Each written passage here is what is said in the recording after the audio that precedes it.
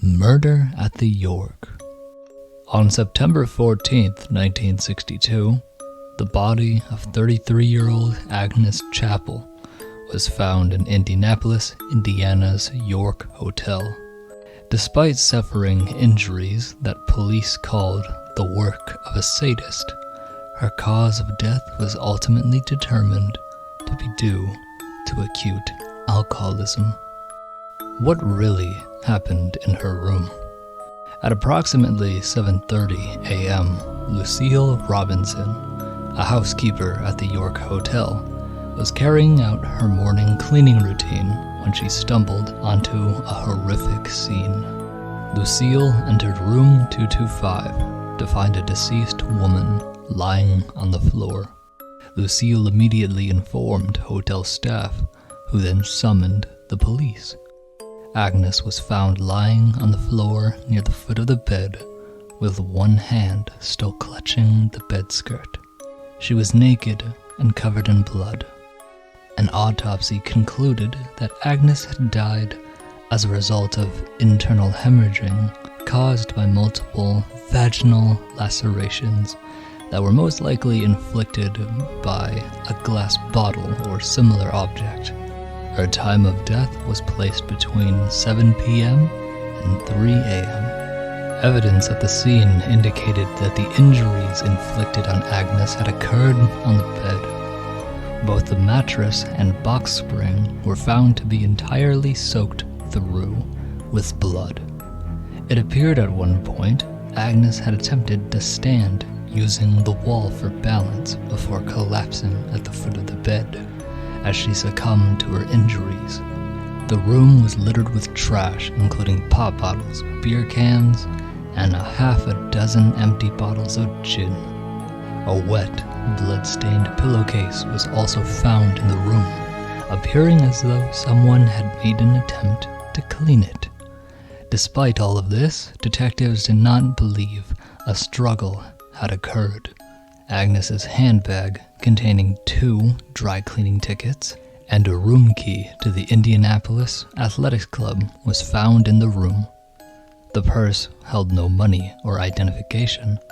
Several articles of clothing were found lying in various locations on the floor, including a pair of women's blue canvas shoes, a blouse, and a striped greenish-blue necktie. Just 15 feet down the hall, in a small janitor's closet, police discovered a small bundle of clothing hidden, including a purple checkered skirt and a pair of white underwear. These were confirmed to belong to Agnes. According to the desk clerk, 60-year-old Edna Ball, Agnes was accompanied by a neatly dressed man who had checked into the hotel the previous afternoon around 2:45 p.m.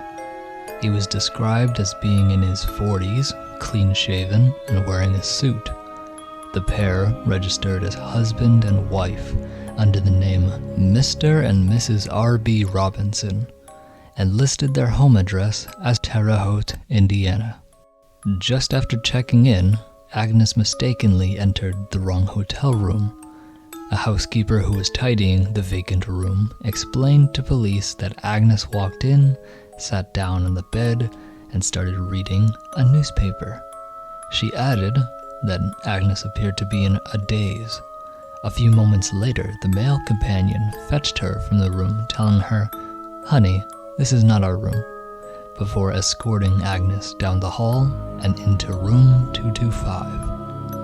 Hotel bellhop 53-year-old Edward Gray informed detectives he had made 3 trips to room 225 that evening.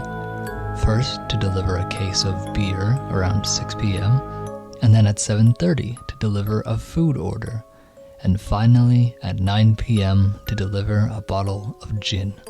Edward claimed that each time a man opened the door only a few inches to retrieve the requested items. The day after the discovery of Agnes's body, a gas station attendant in Shelbyville, Indiana, called in a tip to the police.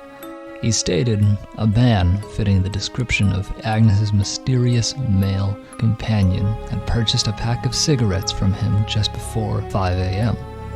After giving a detailed description of the man's vehicle, state police set up a roadblock in hopes of locating him.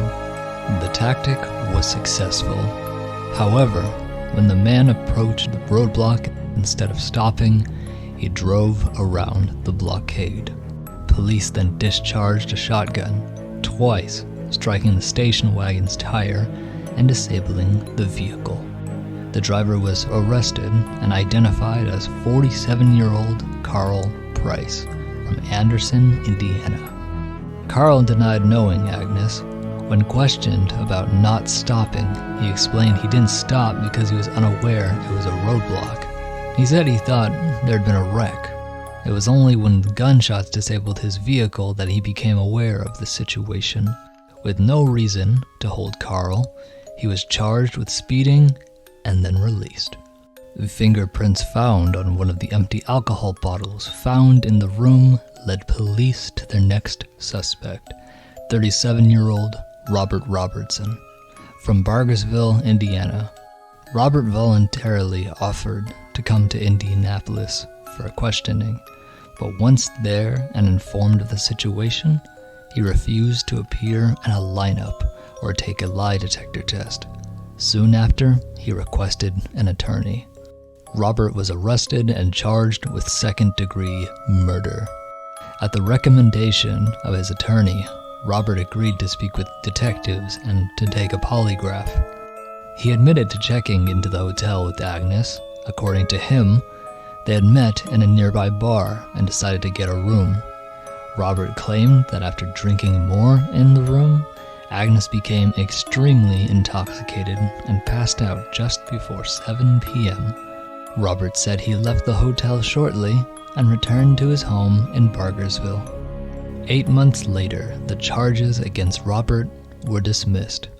The prosecutor stated that several pieces of evidence indicated Robert was not responsible for Agnes's death, including the confirmation of his alibi. A relative of Robert's claimed he had arrived home at 8 p.m. that evening. A side note, Robert also passed his polygraph. Another reason for release? Agnes's cause of death was officially changed to acute alcoholism after a toxicology report revealed a blood alcohol concentration of 0.659. This after initially calling her injuries the work of a sadist. It was also stated it was possible the wounds had been self-inflicted. Agnes was laid to rest in Clark County, Ohio's Vale Cemetery, under her maiden name of Parks. Sadly, what really happened to Agnes will most likely forever remain a mystery.